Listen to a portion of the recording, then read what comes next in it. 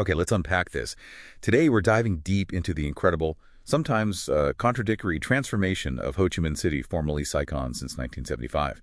You've shared a stack of fascinating sources, urban planning reports, economic analyses, you name it.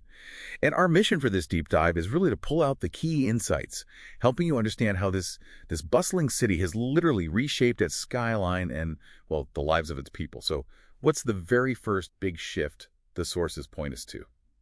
Well, what's really fascinating, I think, is how the city's journey just profoundly reflects Vietnam's broader story. After 1975, it moved from that period of pretty rigid central planning Right. to then embracing these really powerful market forces.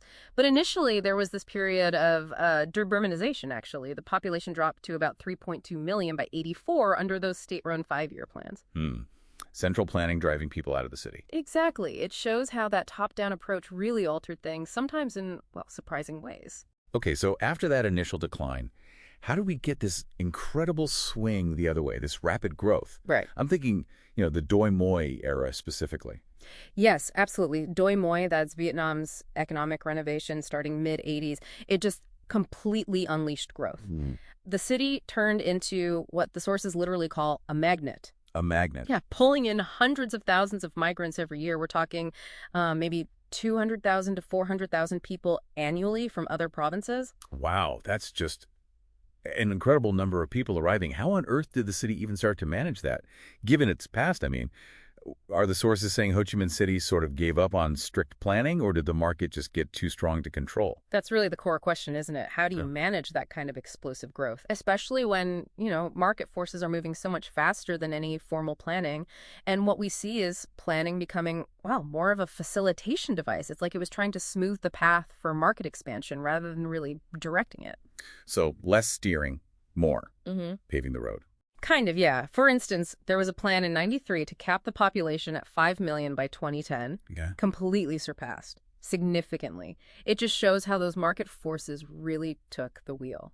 And it's fascinating how the sources describe seeing this tension visually, right? The skyline itself changing from low rises to these huge, iconic skyscrapers. You mentioned my Texaco Financial Tower, Landmark 81. Is that where the point about wetlands comes in? You said that gets really interesting. Absolutely. If we look at the bigger picture, Ho Chi Minh City's story shows this really deep path dependency. Basically, choices made in the past, the city's physical shape, they keep influencing what's possible now. Okay. And here's where it gets really problematic. Some massive projects like Phu Mai Hung, that's a huge new urban area seen as a national model, were built on critical wetlands. Oh, wow. On wetlands. Yes, Yeah. and that directly makes the city's flooding problems worse today. That's just such a stark example of development choices having these, well, unintended consequences down the line. So that pressure isn't just abstract. You can see it. What about infrastructure? What's the scariest trend the sources mention for everyday life? Well, the city's basic structure, all those narrow roads, the really dense alleyways, it's almost perfectly designed for motorbikes, for two-wheelers. Right. You see them everywhere. Exactly. And that makes big projects like a metro system incredibly challenging to implement effectively. And the scariest trend they identify, it's the potential shift away from motorbikes towards cars. Given the road space, that would be, and I quote, disastrous. Think trying to fit jumbo jets onto bike paths. That's the kind of mismatch we're talking about. That's a powerful image. So the city's own history, its layout, is sort of resisting certain types of change. Precisely. And ignoring that resistance could have really dire consequences. Okay, so for the people living there, these deep issues, environmental, infrastructural, they clearly create real, everyday challenges. It sounds like the city is facing a tough contradiction. Economic boom for some, maybe, but serious hardship for many others. Plus, these environmental threats looming. Is that the picture? You've hit it exactly. Despite the overall economic growth, which is undeniable, the sources point to really significant social inequalities. Think about this. Roughly 3.2 million people live in housing considered substandard, less than 6 square meters per person. Wow. And back in 2020, the average household was spending over 50% of its disposable income just on housing. Oof, that's unsustainable. It points to widening inequality even as the city's economy grows. And then add the climate change risk. Ho Chi Minh City is ranked one of the top 10 cities globally most vulnerable. Right. Projections suggest up to 70% of its area could be at risk of flooding by 2050.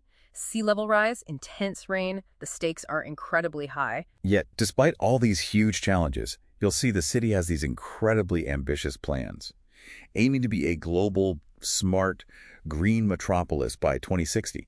They've even proposed the world's first AI-powered city concept, apparently, and launched a digital citizen app to connect people with local government. Yeah, and this raises that critical point.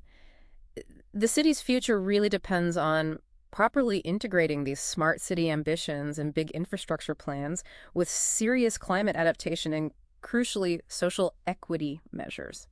It has to be about more than just economic growth now. It needs to be about genuine, long-term sustainability. So wrapping this up, what does this all mean for you, the listener? Ho Chi Minh City's journey gives us this really powerful lesson, maybe a warning.